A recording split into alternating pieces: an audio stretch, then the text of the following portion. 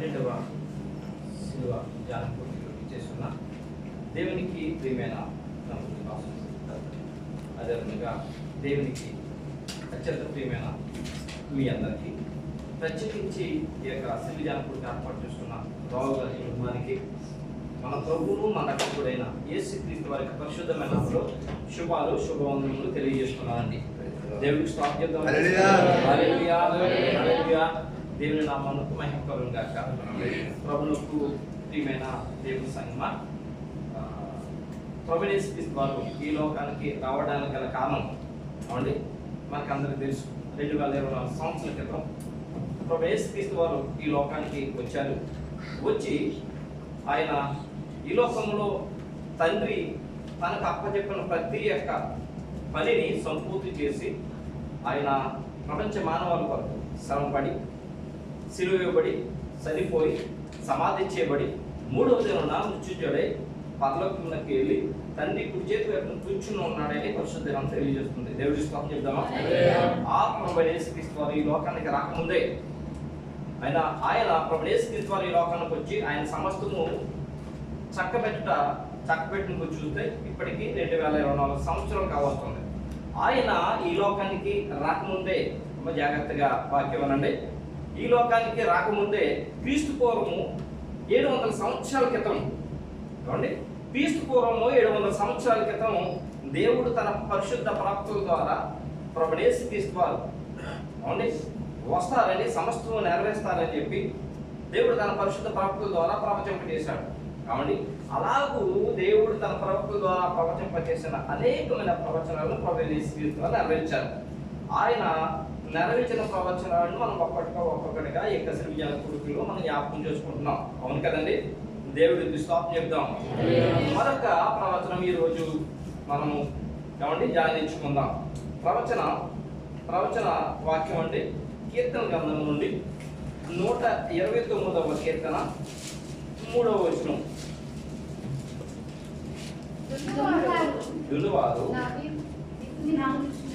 నా వీపు మీద దున్నిరి, వారు చాలను పొడుగుగా చేసిరి. దున్నువారు నా వీపు మీద దున్నిరి, వారు చాలను పొడుగుగా చేసిరి. ఏమండి, దున్నువారు నా మీద దున్నిరి, వారు చాలను పొడుగుగా చేసిరి అని కీర్తనకారుడు ప్రభువు యేసుక్రీస్తు వారి గురించి సెలవిస్తూ ఉన్నారు, తెలుపుతూ ఉన్నారు.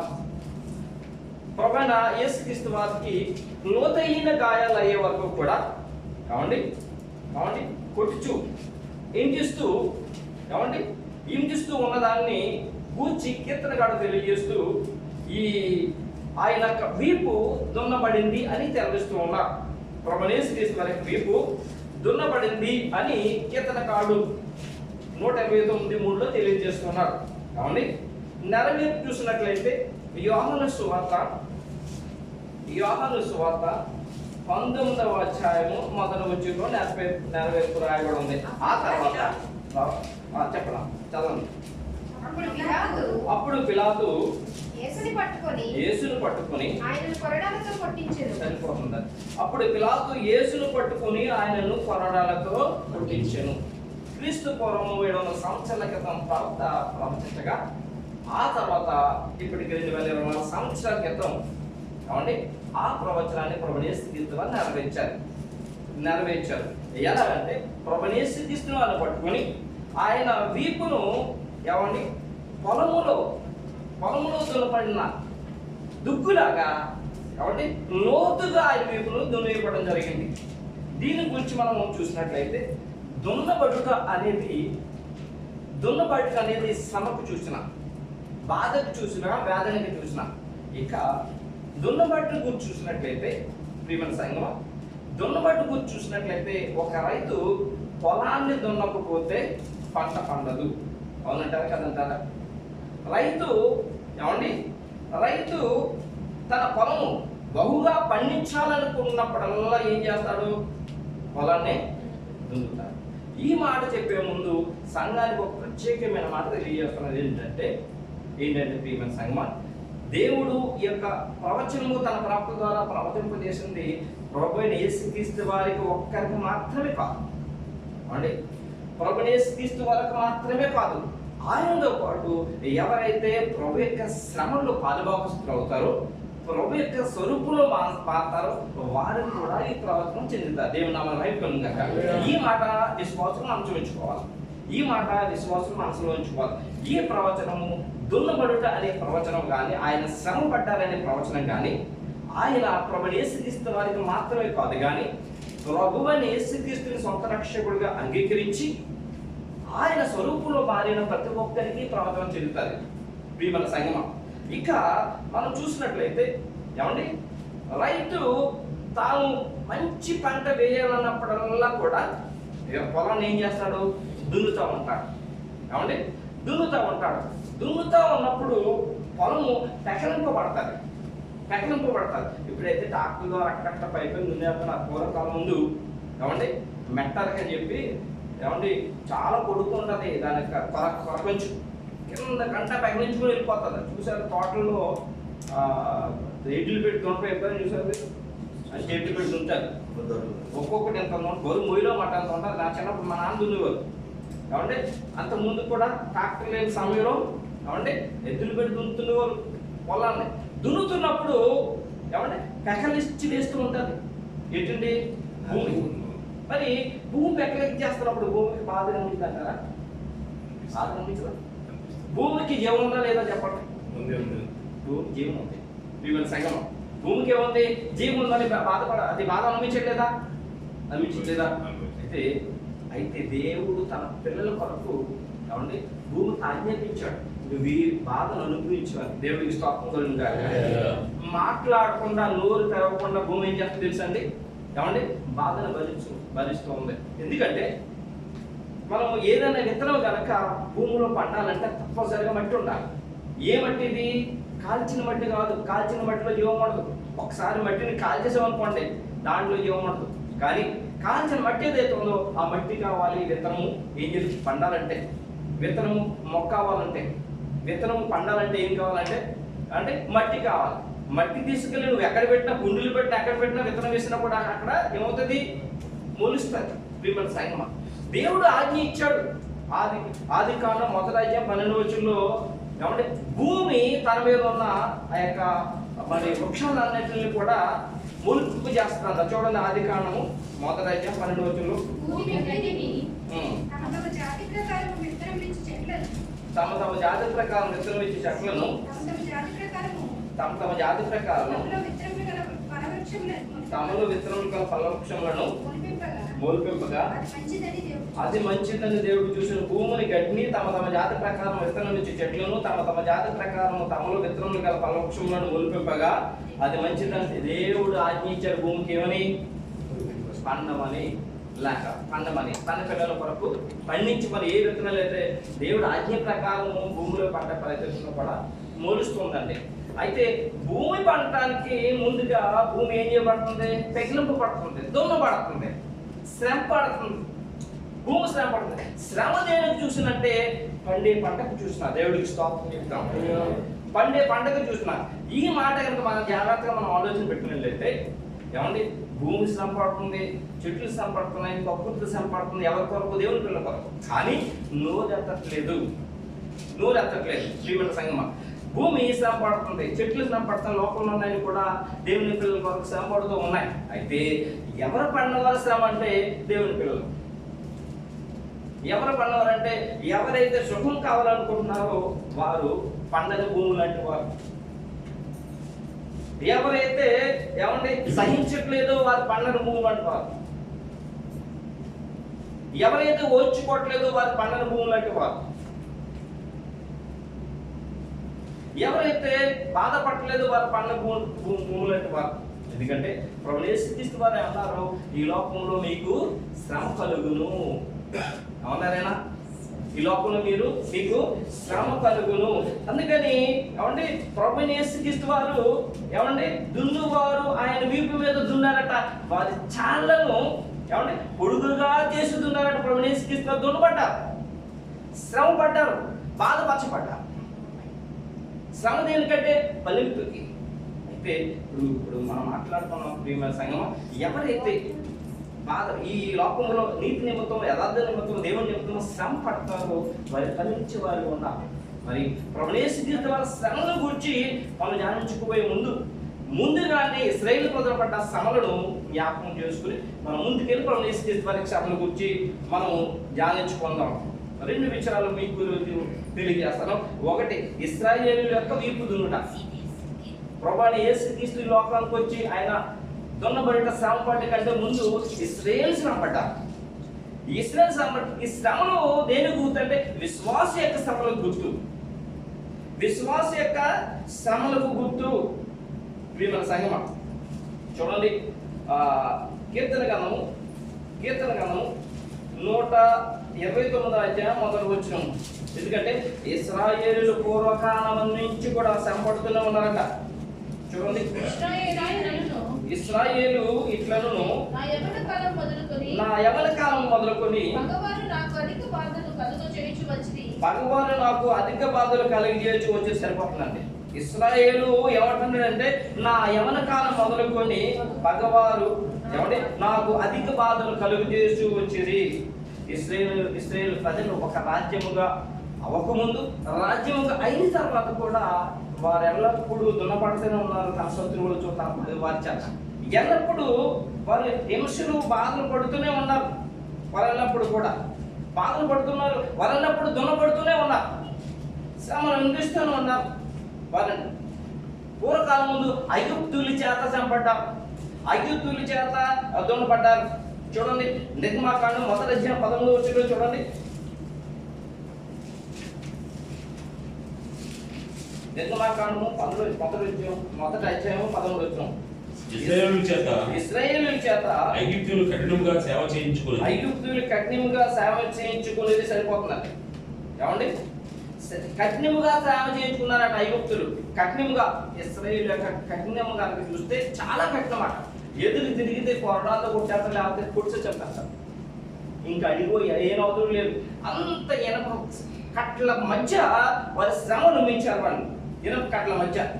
ఏమండి, ఇక 14లో చూసినట్లయితే 1:14 చూసినట్లయితే వారికి ఇశ్రాయేలు చేత చేయించుకున్న ప్రతి పనియు కఠినముగా ఉండెను. వారు జిగటమంటి పనిలోను ఇటుకల పనిలోను పొలములో చేయి ప్రతి పనిలోను కఠిన సేవ చేయించి వారి ప్రాణములను విసిగించేది. ఐగుప్తీయులు వీళ్ళు ఏం చేస్తారంటే దున్నారు. వాళ్ళు ఇష్టానుసారంగా శ్రమ పెట్టారు వాళ్ళని ప్రియమైన సంగమం.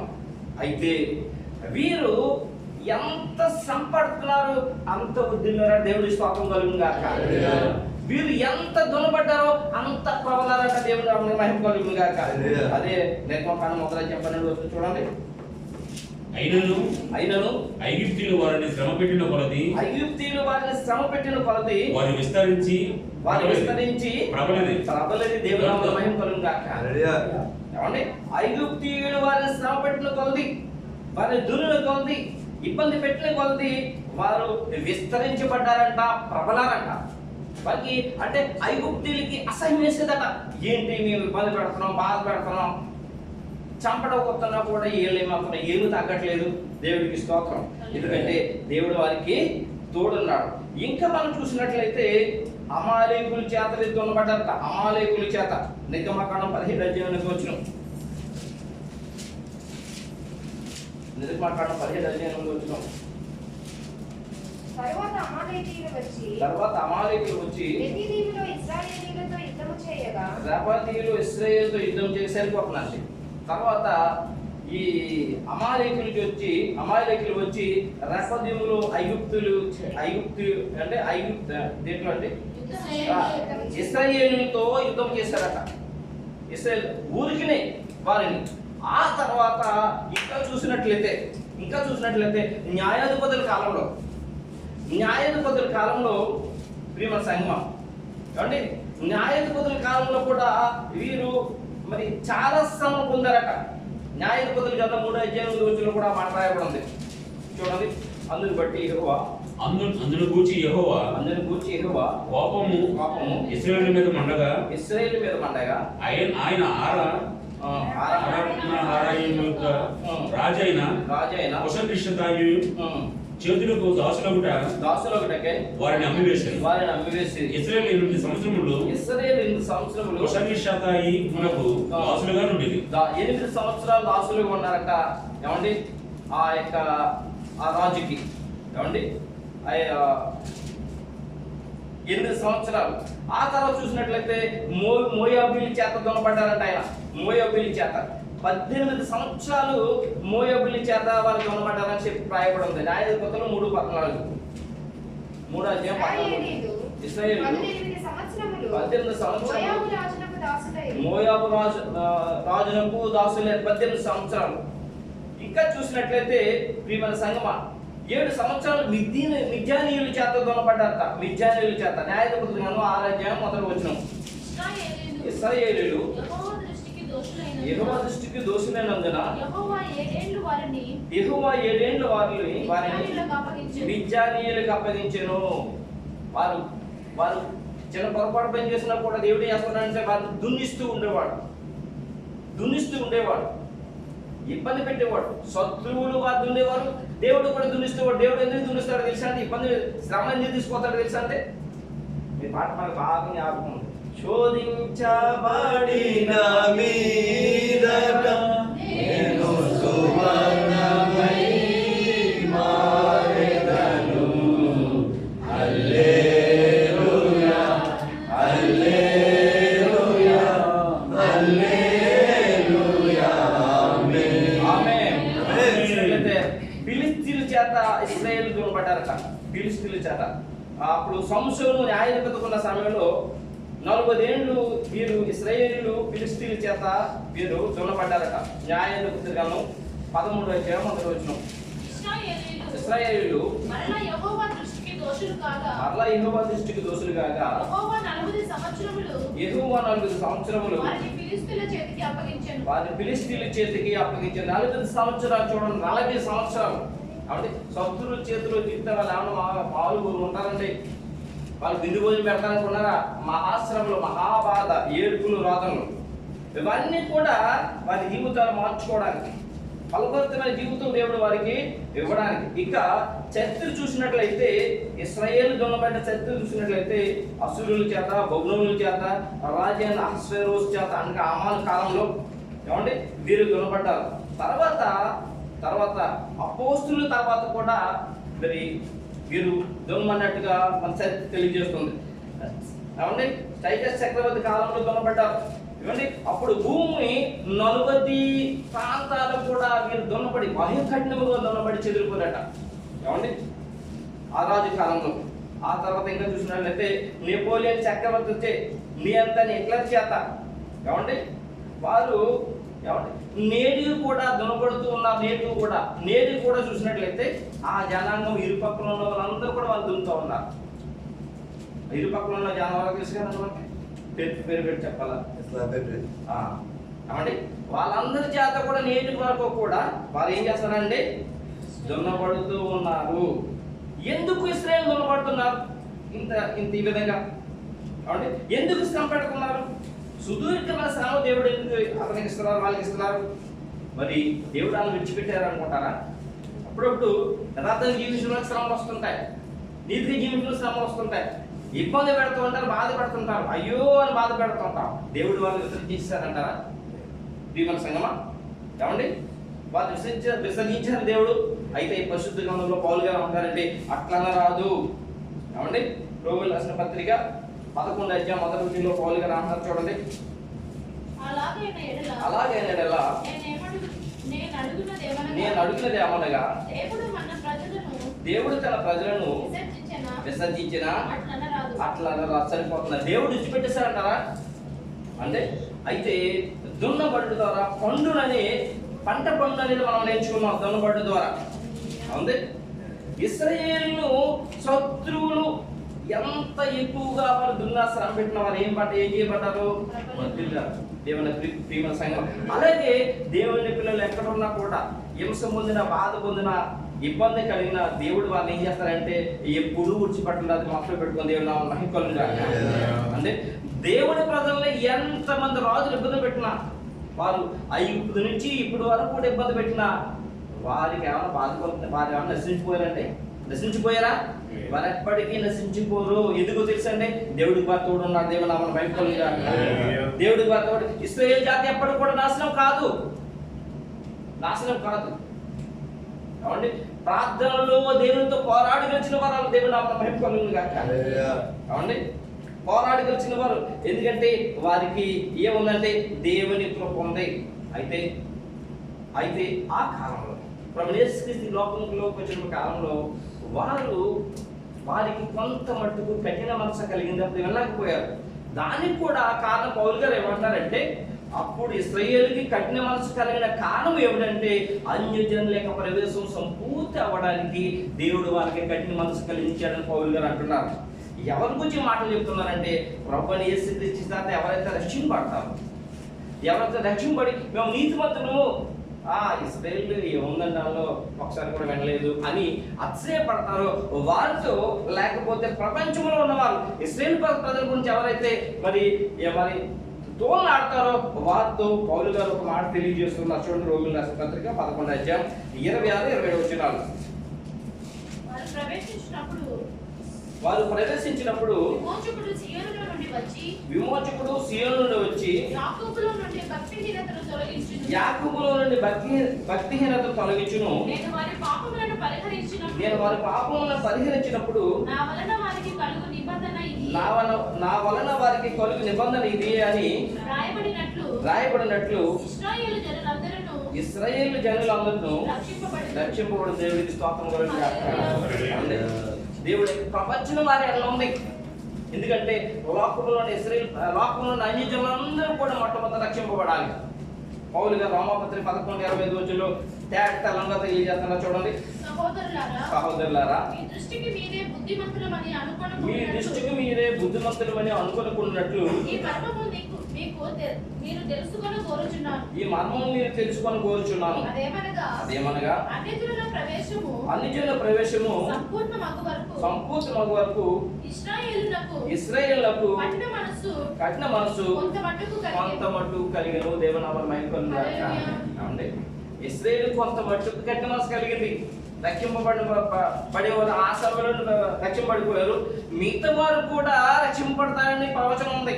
వారందరినీ కూడా దేవుడు రక్షిస్తాడట. వారందరినీ కూడా ఎవరిని విడిచిపెట్టాడట. ఆయన రాబో కాలంలో ఆయన రక్షిస్తాడట. ప్రవచనం చూడండి, యెషయా గ్రంథము 27వ అధ్యాయం 6వ వచనం.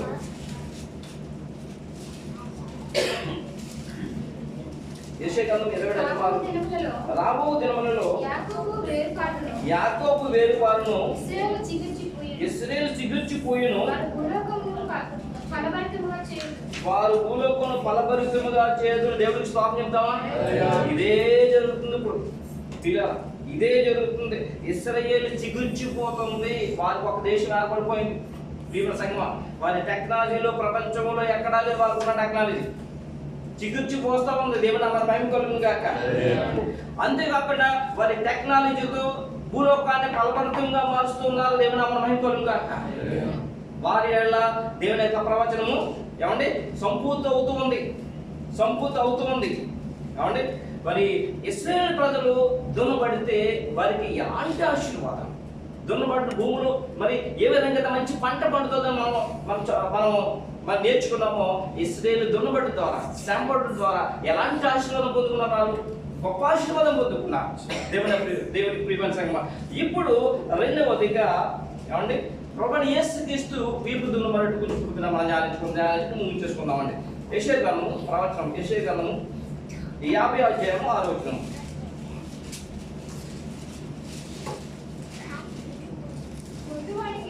పొట్టువారికి నా వీపును అప్పగించిందని సరిపోతున్నది.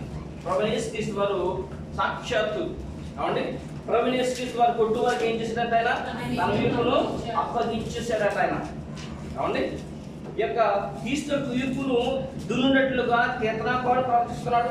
ఏమండి ప్రవచించగా ప్రభువుని యేసుక్రీస్తు వారు తన వీపును రోమా సైనికులకి ఆయన అప్పచెప్పేశాడు. ఏమండి అప్పచెప్పేస్తే రోమా సైనికులు లోతుగా, ఒక రైతు తన యొక్క పొలాన్ని లోతుగా దున్నట్లుగా ఆయన యొక్క శరీరాన్ని రోమా సైనికులు దున్నేస్తే ఆయన శక్తిని, ఆయన ప్రభావం పక్కన పెట్టి ఆయన ఏం చేశాడంటే ఆ రోమా సైనికులకు అప్పచెప్పుకున్నాడు. దున్నడానికి అప్పచెప్పుకున్నాడు. దున్నడానికి ఇష్టపడ్డాడు ఆయన. ఏమండి? దున్నడానికి ఇష్టపడ్డాడు ఆయన. కొట్టు వారికి ఏమంటే అనగా దున్ను వారికి తన వీపును అప్పగించాడు.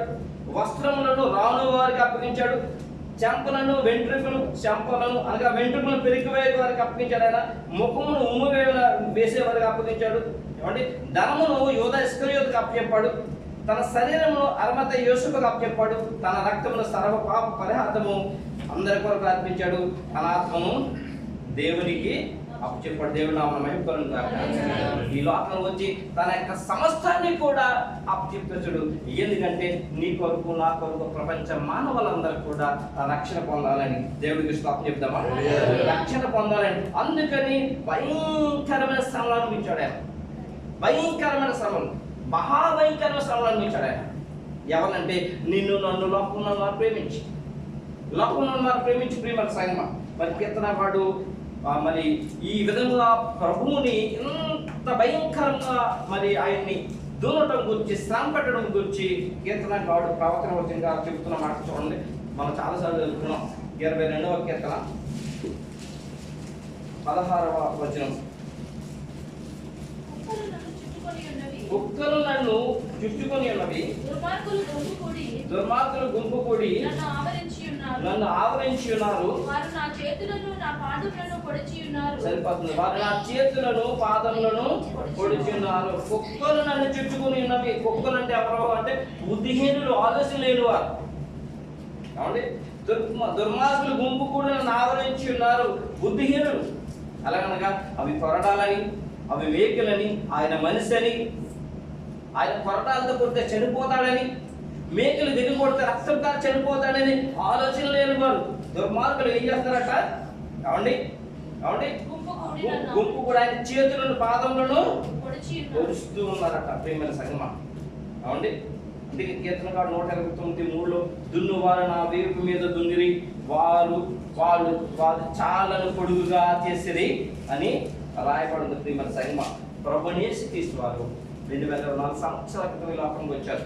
ఆయన రాకముందే, ఆయన ఈ లోకానికి రాకముందే ఇశ్రాయేలు ప్రజల యొక్క మొదటి నుండి అనగా వారు అబ్రహాము ఏర్పాటు చేసుకున్న కాలం నుంచి, అవునండి, కాలం నుంచి ఇప్పుడు వరకు కూడా అనగా ప్రభువుని యేసుక్రీస్తు భూమి మీదకి రాకముందు వరకు కూడా ఆయన వారి కొరకు ఎప్పుడు శ్రమ పడుతూనే ఉన్నాడట. ఆయన వారి కొరకు ఎప్పుడు శ్రమ పడుతూనే ఉన్నాడట. వాళ్ళు ఐగుప్తులోంచి కాబట్టి కనాను దేశానికి వెళ్ళినప్పుడు ప్రతి విషయంలోనే వారి శ్రమ అనిపిస్తున్న శ్రమలో ప్రభువుని యేసుక్రీస్తు వారు కూడా ఉండి ఈ లోకాన్ని రాకముందు ఆయన కూడా ఎప్పుడు శ్రమ అనిపిస్తూనే ఉండబడట. ఆ మాట యెషయా గారు ప్రవచిస్తూ యెషయా గ్రంథము 63:9 ఆయన ప్రవచించారు. చూడండి, యెషయా గ్రంథం 63:9 వారి యావత్ బాధలో సరిపోతుందండి. ఆ వారి యావత్ బాధలు, ఆయన బాధలు ఎవరండి? ప్రభువుని యేసుక్రీస్తు వారు. ఆయన ప్రతి బాధలో అంటే వారి యొక్క ప్రతి బాధలో ప్రభువుని యేసుక్రీస్తు వారు కూడా ఉండి వారి కొరకు శ్రమ పడ్డారట. ఆయన శ్రమ పడుతూ ఉన్నాడట. ఏమండి? శ్రమ పడుతూనే ఉన్నాడట ప్రభువుని యేసుక్రీస్తు వారు అంటే వారి కొరకు. తర్వాత ఈ లోకానికి వచ్చిన తర్వాత ఆయన కూడా ఆయన బహుఘోరంగా శ్రమ పడ్డారు. ఎలా శ్రమ పడ్డారంటే చూడండి, మార్కు సువార్త 15:19 మరియు రేలుతో ఆయన తల మీద కొట్టి ఆయన మీద ఉమ్మి వేసి మోకాళ్ళుని సరిపోతున్నది. ఆయనకి నమస్కారం చేస్తుంది. అవమానకరమైన మాటలతో దున్నారు ప్రభువుని యేసుక్రీస్తు వారిని. ఏమండి? అవమానకరమైన మాటలతో దున్నారు. సొంత మనుషులు ఆయనను సిలువేయండి అని చెప్పి కేకలు వేస్తూ ఆయన దున్నారు. తను నమ్మిన తన తోటి సహోదరుడు శిష్యులో ఒకడైన ఇస్కరియోతు యూదా కూడా ఆయన దున్నాడు. ఏమనంటే నేను ఆయన మీకు అప్పగిస్తే మీరు నాకేమిస్తారు? ప్రియమైన సంగమా, చూడండి మత్తయి సువార్త 26:15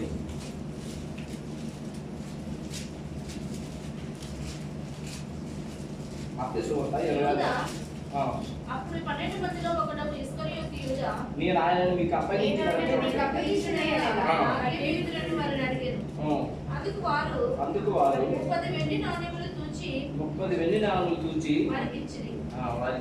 కాబట్టి తాను నమ్మిన తన శిష్యుడు కూడా ప్రభు యేసుక్రీస్తుని ఆయన్ని దున్నినట్టుగా మనం చూద్దాం. రాను వారు ప్రభు యేసుక్రీస్తుని దున్నారు. రాను వారు అనగా ఆ యొక్క రోమా సైన్యం. చూడండి 50 మళ్ళీ 50 యెషయా గ్రంథం.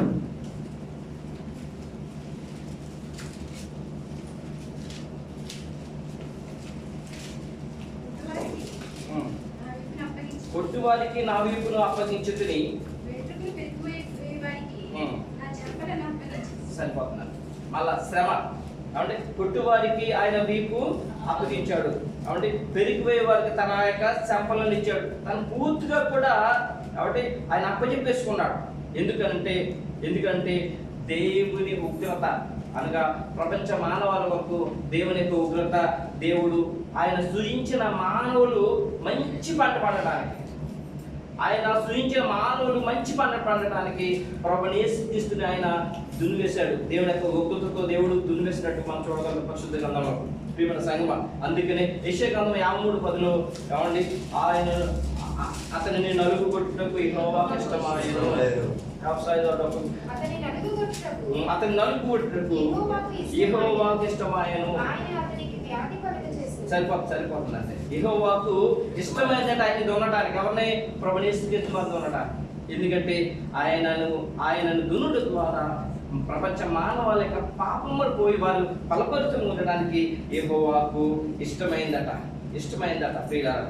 అయితే దేవుడు దున్నినప్పుడు, దేవుడు తన యొక్క కుమారుడిగా వచ్చి యేసుక్రీస్తు దున్నినప్పుడు ఎవరి చేత దున్నించాడైనా? ఎవరి చేత దున్నించాడంటే ఈ లోకంలో మనుషులను సాధనాలుగా చేసి దున్నించాడు ఆయన. ఈ లోకంలో మనుషులను సాధనాలుగా చేసి దున్నించాడు. ఈ లోకంలో మనుషుల చేత ఆయన శ్రమ అనిపించి దేవుడు వారిని శ్రమ ఆయన మీద సాధనాలుగా చేసుకున్నాడు. ఈ మాట చాలా జాగ్రత్తగా గమనించండి. ఎవరు ఆయనను శ్రమ పెట్టారు? ప్రభువు యేసుక్రీస్తు మరి లోకంలోకి వస్తే ఆయనని ఎవరు శ్రమ పెట్టారు? ఆయనని ఎవరు దున్నారు? కొరడ దెబ్బలు ఎవరు కొట్టారు? మనుషులే. ఎందుకు వారు ప్రభుని నిందించారు? ఎందుకు ప్రభుని వాళ్ళు ఒక వ్యవసాయదారుడు దున్నినట్లుగా వీపు మీద కొరడా దెబ్బలతో హింసించడం, ఉమ్ము ఊయటం అన్ని ఎందుకు చేశారు అంటే, ప్రియమైన సంగమా, వారు మారు మనసు లేని వారు, ప్రత్యాతాపం లేని వారు, కఠినమైన హృదయం గలవారు. ఆలోచించేయండి. దేవుడు అలాంటి వారిని సాధనాలుగా చేసుకుని తన కుమారుడి యొక్క శ్రమకు వారిని కారణాలుగా చేశాడు. దాని గురించి సంపూర్ణ వివరంగా మీకు తెలియాలంటే మత్తయి సువార్త 26:24 ప్రభువు యేసుక్రీస్తు వారు చెప్తూ ఉన్నారు. మత్తయి సువార్త 26:24 మనుష్య కుమారుని గురించి రాయబడిన ప్రకారము ఆయన పోవుచున్నాడు. కానీ ఎవరి చేత మనుష్య కుమారుడు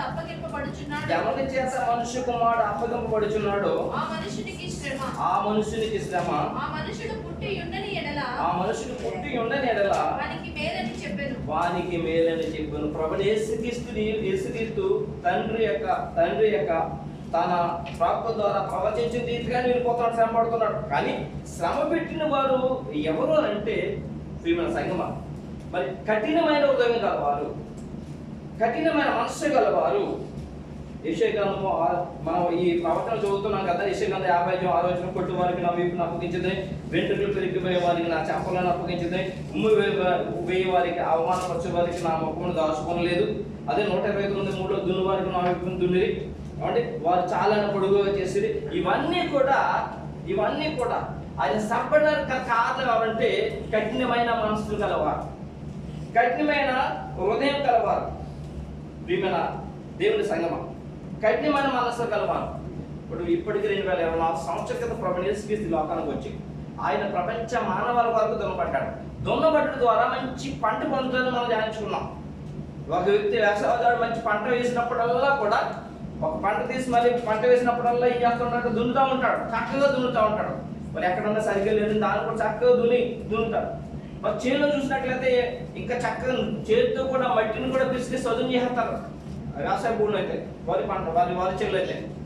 ఏమండి ఎందుకంటే మంచి పంట పండించడానికి.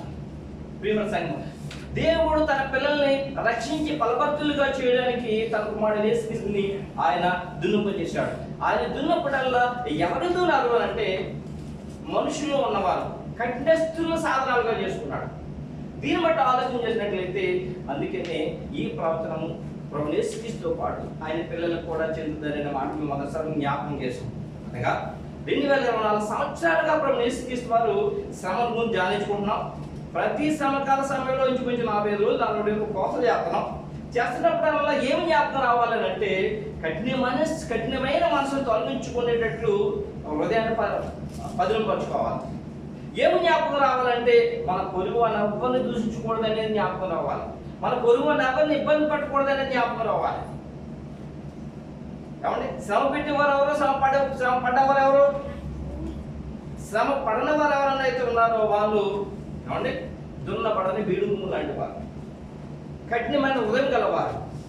దున్నబడిన వారు, శ్రమ అనుభవిస్తున్న వారు ఎవరు అంటే ఫలభరితంగా ఉండేవారు, దేవునికి ఫలాలు ఇచ్చేవారు. అందుకనే ఇశ్రాయేలు అందరూ కూడా శ్రమ పడ్డారు. వారు ఈ రోజున మహాశక్తిగా వాళ్ళు ఏర్పాటు చేయబడ్డారు. అపోస్తులు శ్రమ పడ్డారు, అక్షరాస్యులు అయ్యారు.